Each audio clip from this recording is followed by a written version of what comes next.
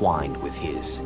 The gods heaped treasures upon the funeral bier, Odin's ring Draupnir, Baldur's own ship Hringhorni, to honor him, but no offering could fill the void left behind.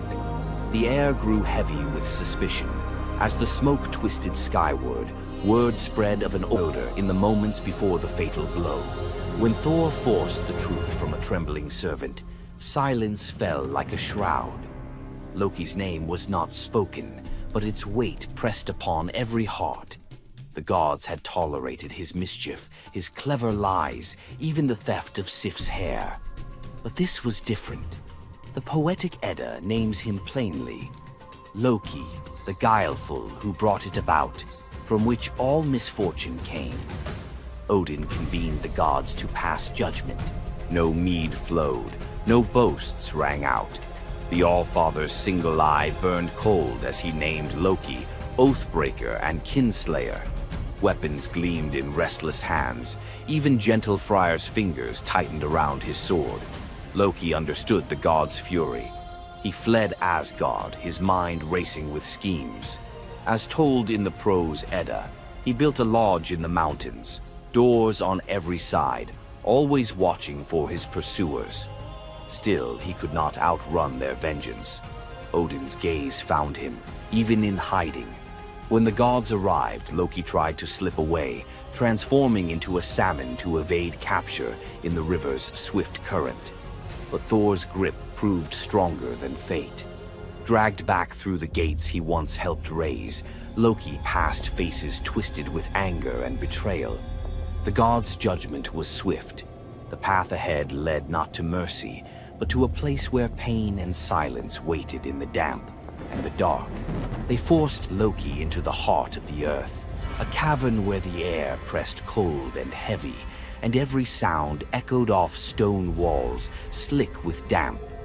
Water dripped steadily from above, each drop magnifying the hush that settled over the gods as they set to their grim task.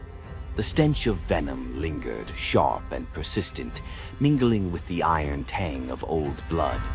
Odin's single eye caught the flicker of Skadi's movement. A silent nod passed between them, sealing what would come next. 3 massive boulders, freshly gouged with holes, stood ready. The gods had not brought chains or rope. Instead, they made Loki's punishment a reflection of his own chaos. The prose: Edda tells us they transformed one son, Vali, into a wolf who slew his brother, Nari. With the entrails of Nari turned to iron by the god's will, they bound Loki fast, wrists, neck, thighs, and ankles locked tight against the unyielding stone. As the Völuspá declares, with the guts of his ice-cold son, the killer is bound. Each knot and twist was deliberate, a reminder that his own blood now held him captive. The weight of the rocks pressed into his flesh, a constant ache that would never fade. Skadi stepped forward, her presence sharp as frost. In her hands, a serpent writhed, its fangs gleaming. She fixed the creature to a stalactite directly above Loki's face. "For Balder," she said, her voice steady and cold. The serpent's jaws parted, and a bead of venom gathered at its tip. It hung for a moment, then fell. Loki's scream reverberated through the cavern, his body arching in agony as the venom burned into his skin. The pain was relentless, searing into bone, and the world above felt its echoes, earthquakes shaking Midgard, rivers shifting, the roots of Yggdrasil quivering. The gods watched in silence, their faces unreadable. Justice, they believed, had been served. As the serpent's venom continued its slow assault, the rhythm of torment became all-consuming. The next drop formed, poised to fall. Then a figure emerged at the edge of the chamber, a woman, silent, a wooden bowl cradled in her hands. Sigin's arms were blistered, her sleeves stained, but her grip was unwavering as she stepped into the circle of pain.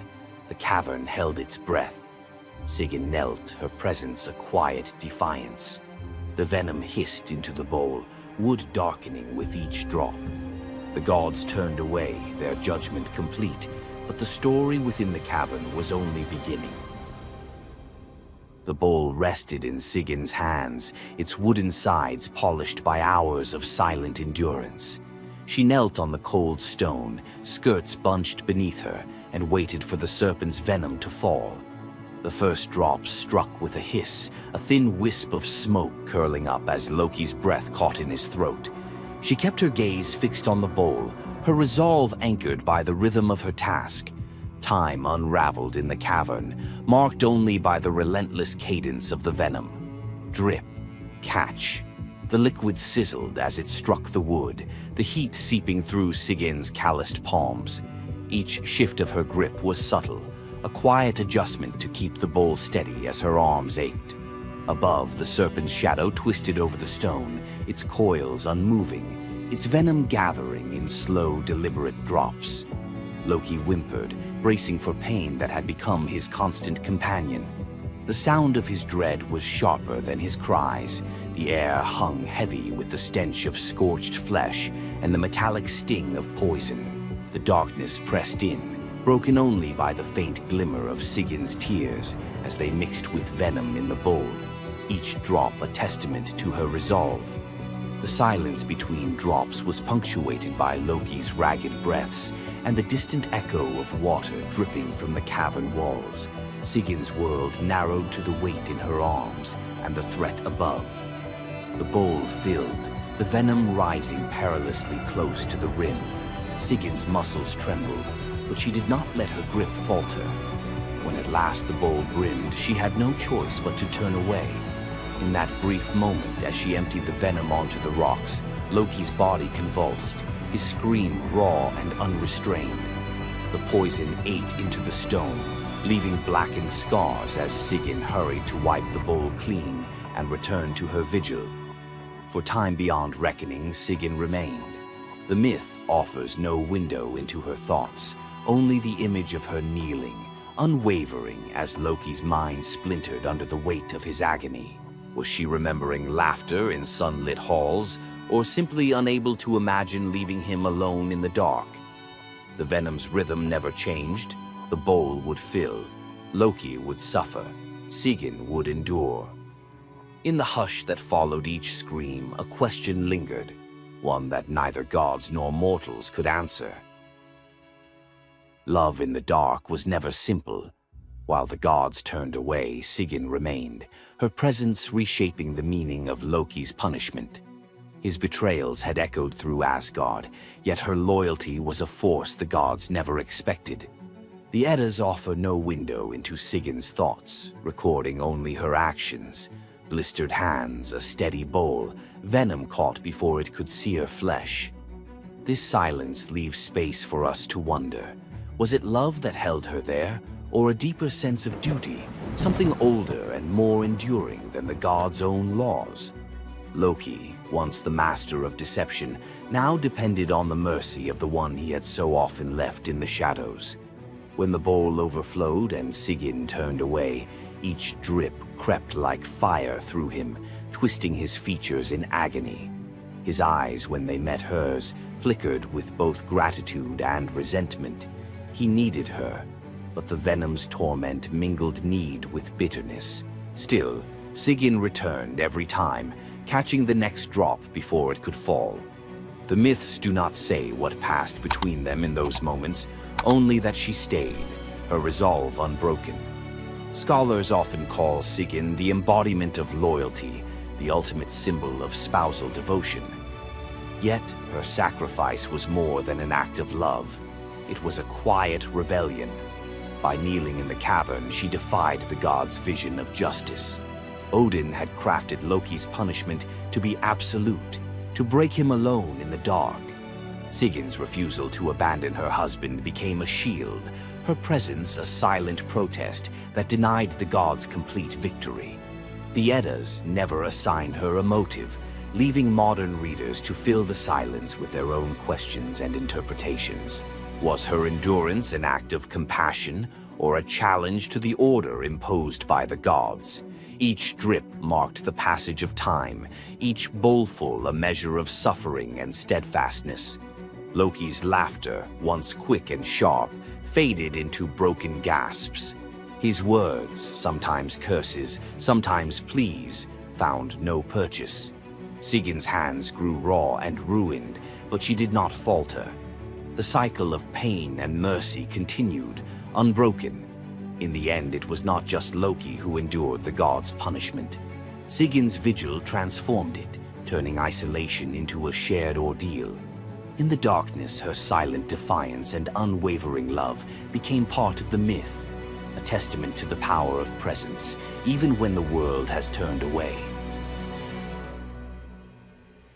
Sigin's vigil stands as one of Norse myth's quiet marvels, a steady presence in the shadows, her strength measured not in battle, but in endurance beside the one the gods condemned. As Loki writhed beneath the venom's relentless burn, Sigin's hands never wavered.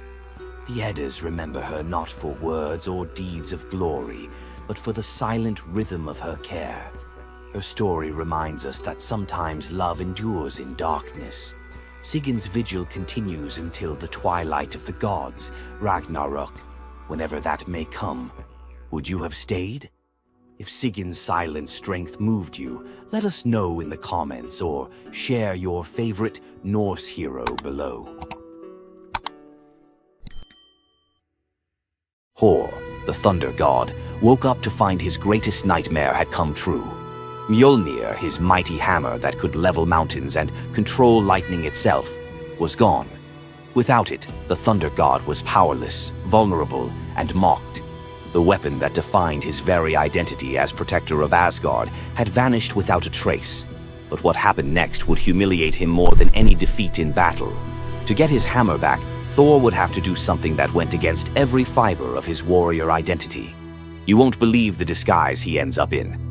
It all began on what should have been an ordinary morning in Asgard. Picture Thor reaching for the leather grip that had been at his side for countless centuries, his fingers closing around nothing but empty air. The spot where Mjolnir should rest felt cold and wrong, like a missing tooth that your tongue keeps finding.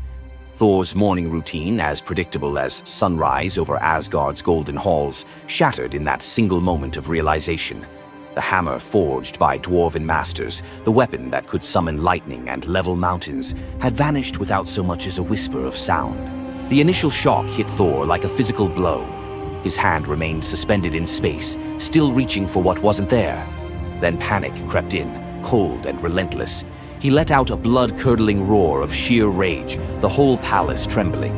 Without Mjolnir, he was powerless, vulnerable, and mocked, stripped of the weapon that made him Asgard's primary defender. The enemies that prowled the borders of the Nine Realms knew about his mighty hammer. They counted on Thor's strength to keep them at bay. Now that strength was gone. Word spread through Asgard's halls faster than wildfire. The other gods gathered in emergency council, their faces grave as they grasped the full scope of the crisis. Odin's ravens had brought no news. The watchmen at the gates had seen nothing. Mjolnir had simply disappeared, as if it had never existed at all. The assembled gods understood what Thor's loss meant for their realm. Asgard stood vulnerable, its greatest protector reduced to a shadow of his former self. Loki stepped forward through the crowd of worried gods, his familiar, cunning smile playing at the corners of his mouth. He offered to investigate the theft using his shape-shifting abilities, volunteering to venture where other gods could not go undetected. The council accepted his proposal immediately, desperate for any lead in their search. Thor watched his brother prepare for the mission, knowing that Loki's success or failure would determine his own fate. Loki first borrowed Freya's magic feathered coat, allowing him to fly in falcon form to Jotunheim without raising alarms. Each dead end pushed Thor deeper into desperation. He imagined facing his enemies defenseless, their laughter echoing as they realized the thunder god carried no thunder. The trail finally led to the most dangerous territory of all, Jotunheim, the realm of the giants. Loki strode into the council chamber with the confident gait of someone who had solved a mystery, but his expression carried an ominous weight. The giant Thrym, lord of the frost giants, had openly boasted about his theft from his massive throne of ice and stone. He had buried Mjolnir 8 leagues beneath the frozen earth of his realm, thrice deeper than any giant's hall, he claimed, placing it where even Thor's strength would be useless. Thrym had what he thought was a simple demand for the Norse gods. He wanted the beautiful goddess Freya as his bride in exchange for the hammer's return. The giant had fixated on her legendary beauty and grace, convinced that possessing both Mjolnir and the goddess of love would make him the most powerful being in all the 9 realms.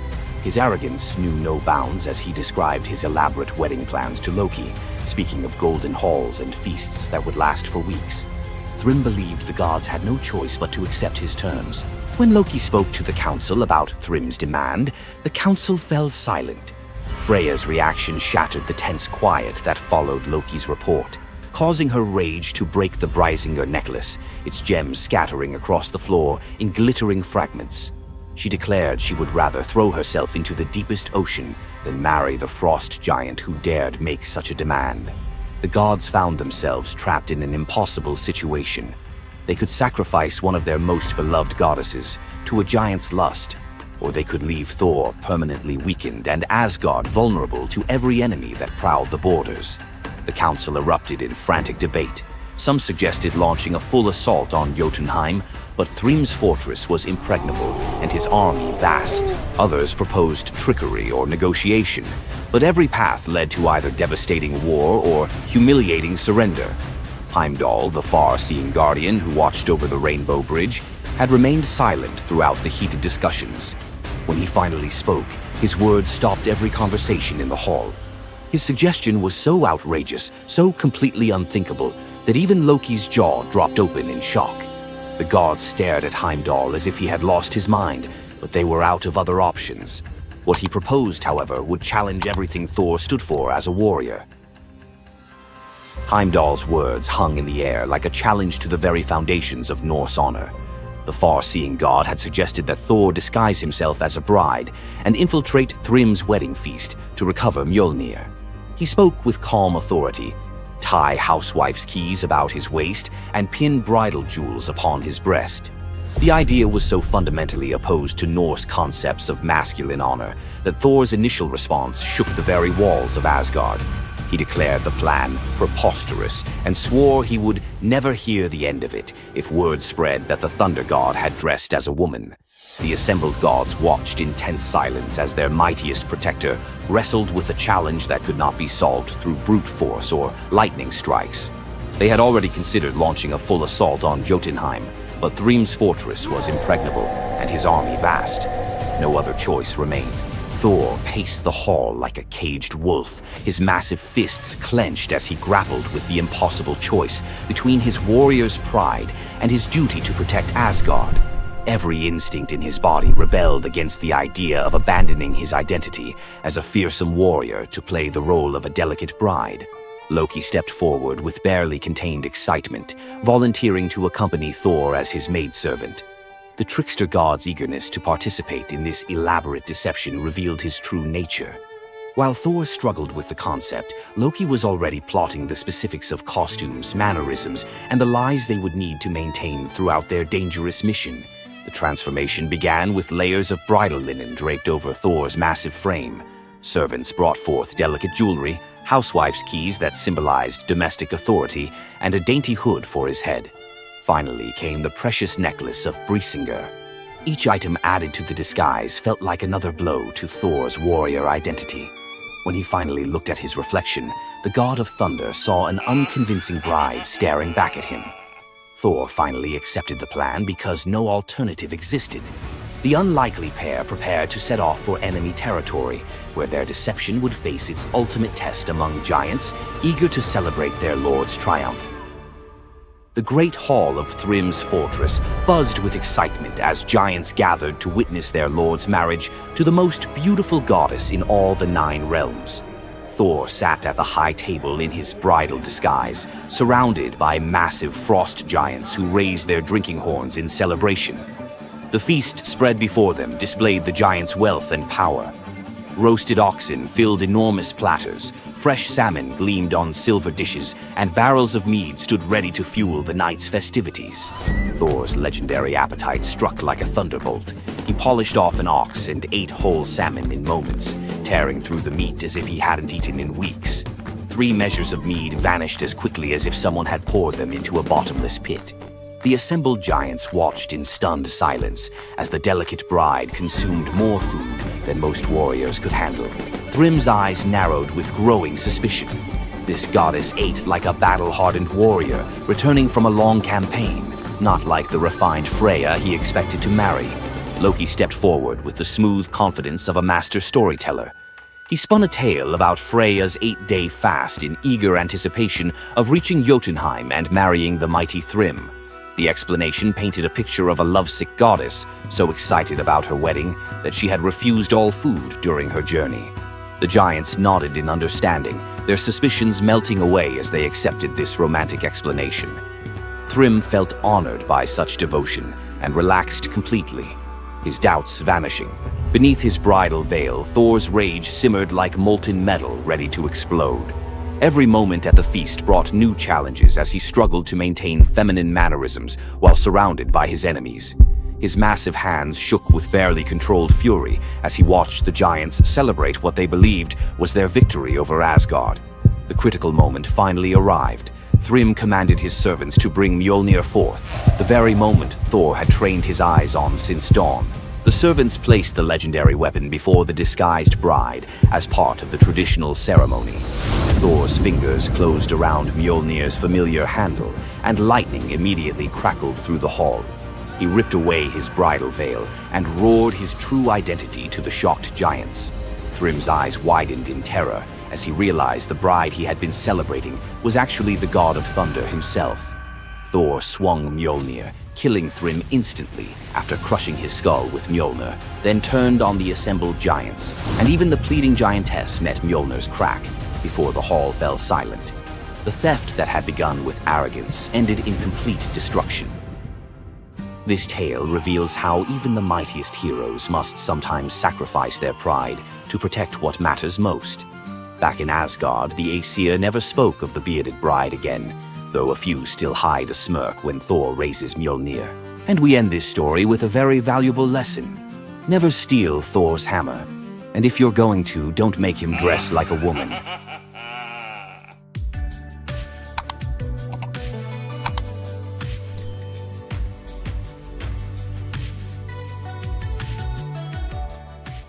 What makes Zeus, the mighty king of the Greek gods, one of the most fascinating figures in mythology?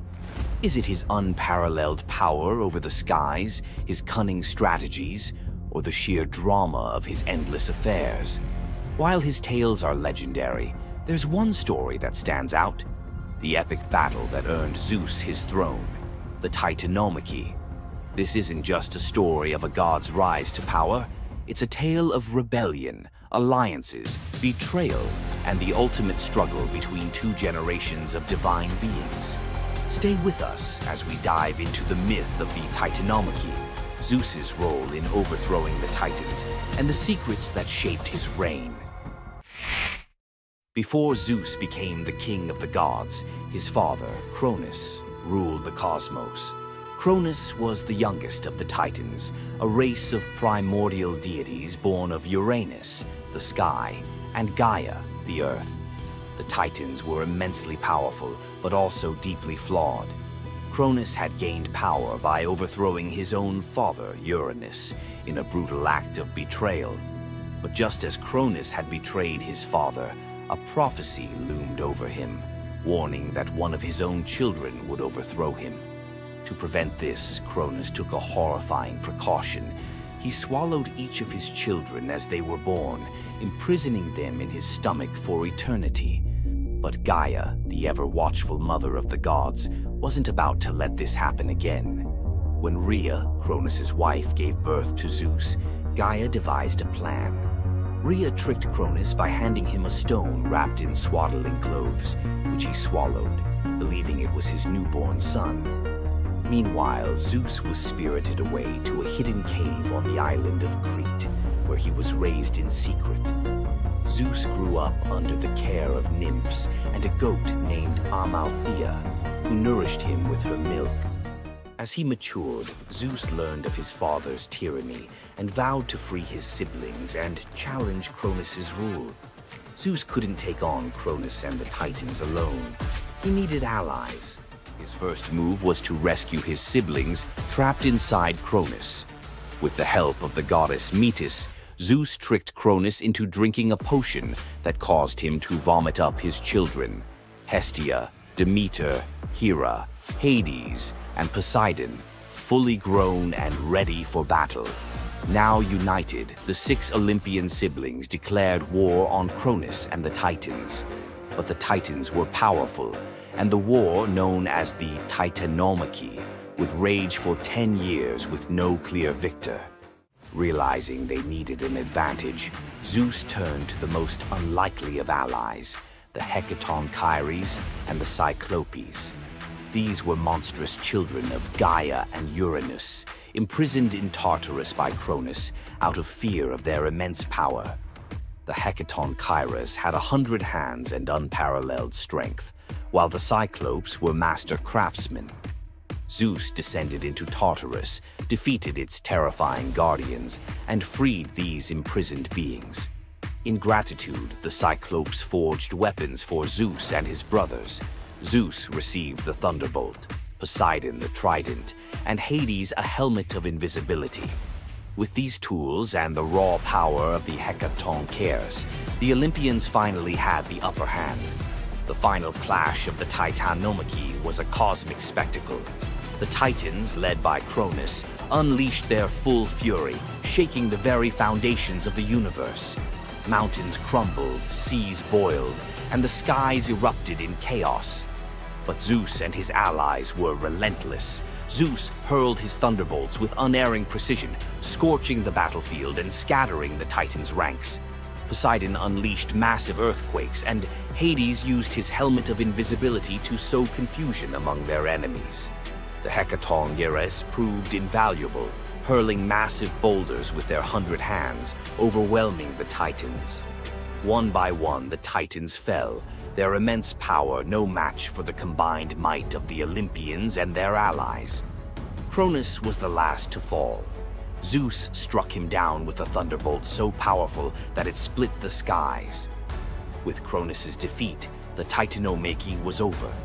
With the Titans defeated, Zeus and his siblings faced a choice: what to do with their vanquished foes.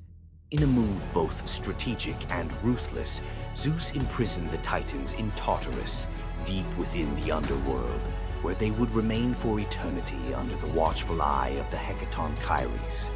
Zeus then divided the cosmos with his brothers.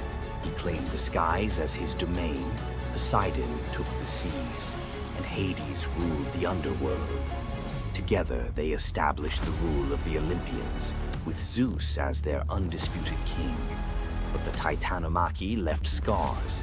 Gaia, enraged by the imprisonment of her Titan children, gave birth to new monstrous beings to challenge Zeus's reign. Among them was Typhon, a creature so fearsome that even the gods trembled before him.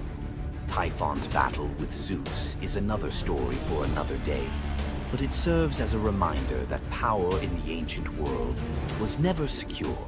Zeus's rise to power marked the beginning of a new era, but his reign was anything but peaceful. While he was the king of the gods, his rule was marked by constant challenges, from rebellious mortals to jealous deities and his own unquenchable desire for love and control. Zeus was both a protector and a tyrant, a figure who inspired awe and fear. His thunderbolts were a symbol of justice, but they were also a tool of destruction. He fathered countless children, both mortal and divine, and his many affairs often sparked conflict among the gods. Yet, despite his flaws, Zeus's rule brought stability to a chaotic world. Under his reign, the gods established order, overseeing the realms of humans and maintaining the delicate balance between earth, sea, and sky. The myth of Zeus and the Titanomachy isn't just a tale of war. It's a story about the cycles of power and rebellion. Just as Zeus overthrew Cronus, who had overthrown Uranus, Greek myths suggest that even the mightiest rulers are vulnerable to the forces of change. Zeus's story reminds us that leadership comes with its own set of challenges. It's not just about gaining power, it's about maintaining it, often at great cost. Zeus's rise to power is one of the most thrilling tales in mythology, filled with battles, alliances, and sacrifices. But what do you think? Was Zeus a just ruler, or was he simply another tyrant destined to fall like the Titans before him? Let us know your thoughts in the comments below. Don't forget to like this video if you enjoyed this dive into Greek mythology, share it with fellow myth lovers, and subscribe to our channel for more epic tales from the ancient world. Until next time, remember, the gods may rule from above, but their stories remind us of the struggles we all face below. You thought fairy tales were magical. Think again.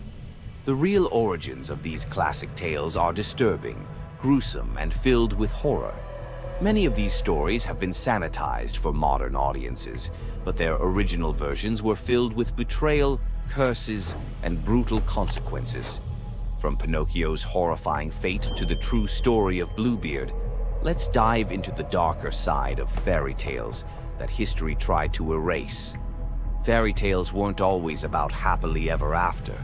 Many of them were cautionary tales, warning of real dangers, human cruelty, and supernatural horrors. 1. The original Pinocchio, a gruesome fate. Before Disney made him a lovable puppet, Carlo Collodi's original Pinocchio was a terrifying little troublemaker. Instead of learning his lesson, he was hanged from a tree by a group of bandits, left to suffocate as a punishment for his misdeeds. 2. Bluebeard, the serial killer's tale. Bluebeard was not a misunderstood nobleman. He was a full-blown serial killer. In Charles Perrault's version, Bluebeard marries multiple women and forbids them from entering one locked room.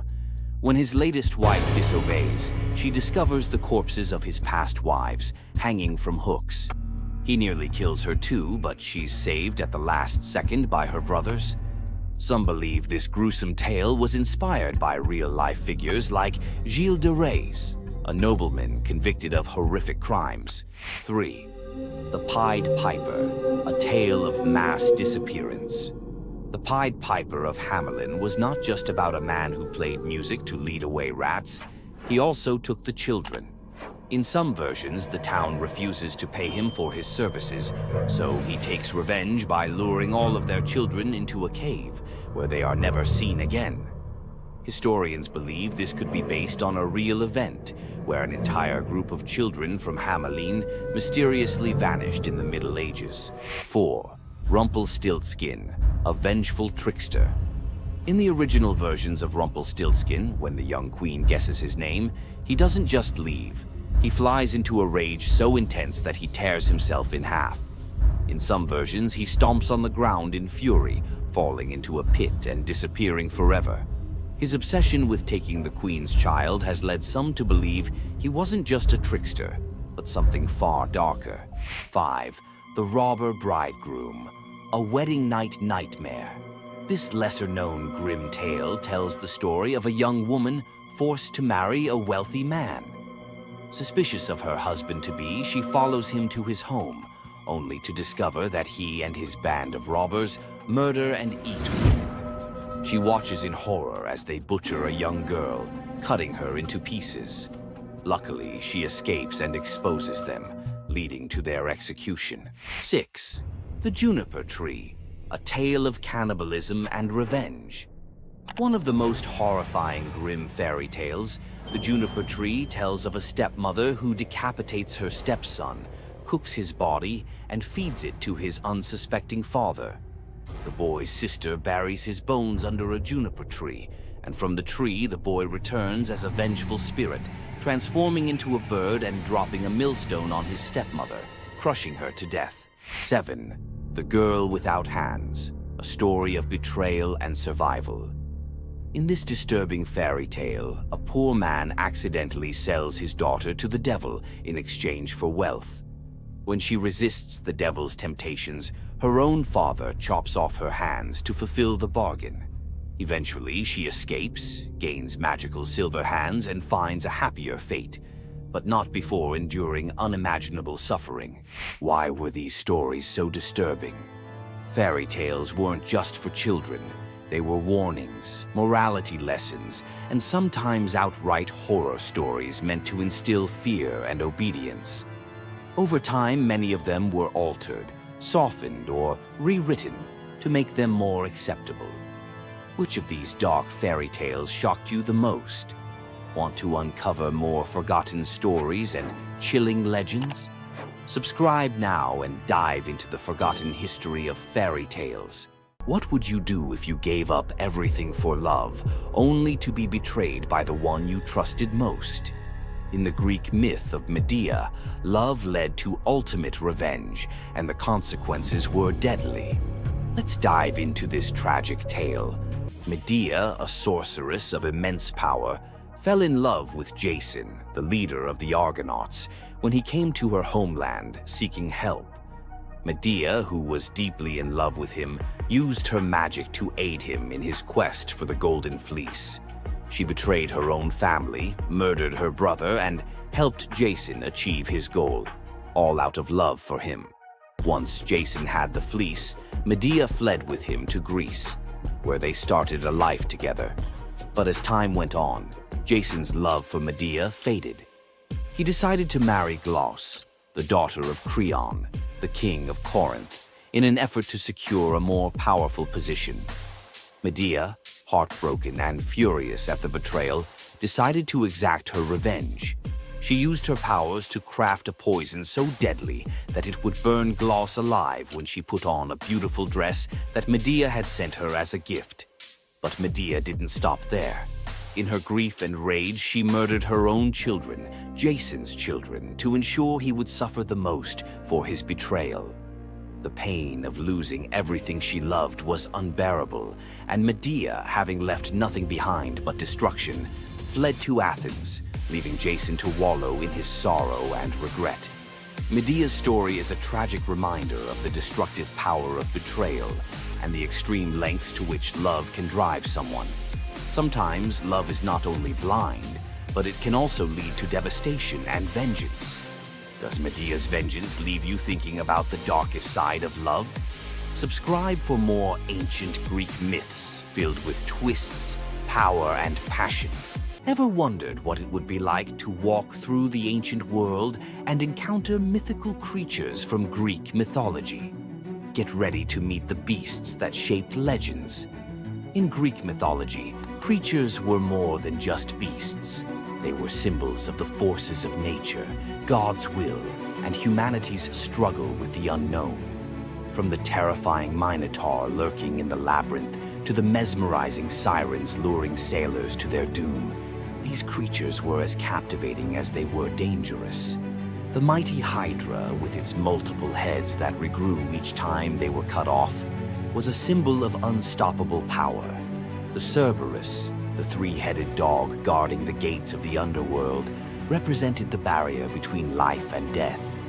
But not all mythical creatures were monsters. The graceful Pegasus, a winged horse born from the blood of Medusa, symbolizes freedom and the pursuit of the heavens. These creatures still live on in our stories, haunting the shadows of ancient Greece and whispering through the winds of time. Which Greek mythological creature fascinates you the most?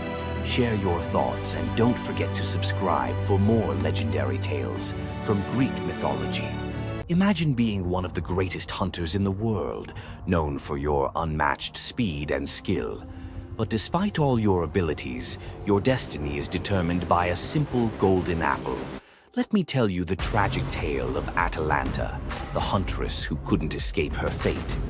Atalanta was abandoned at birth by her father, Zeus, who didn't want a daughter. Left to die in the wilderness, she was raised by a she-bear, learning to hunt and survive. As she grew, Atalanta became a legendary warrior, her skills in hunting unmatched. But no matter how great she became, she could never escape one thing: her prophecy. A prophecy foretold that Atalanta would only marry a man who could outrun her in a race. As the years went by, many suitors came, eager to win her hand. But Atalanta, fiercely independent, defeated them all. Her speed was unbeatable, and no man could match her skill. Then came Meleager, a brave hero who had heard of Atalanta's strength and beauty. Unlike the others, he didn't boast about his abilities. Instead, he came prepared with a plan. Meleager, knowing Atalanta's curse, asked the goddess Aphrodite for help. She granted him 3 golden apples, which he used to distract Atalanta during their race. As Atalanta raced ahead, confident of her victory, Meleager tossed the apples one by one in her path. The golden apples were so beautiful, they distracted Atalanta just enough to slow her down. In the end, Meleager won the race, and Atalanta was forced to marry him, despite her reluctance to give up her independence. But the story doesn't end in happiness. Atalanta and Meleager's marriage was plagued with regret. Atalanta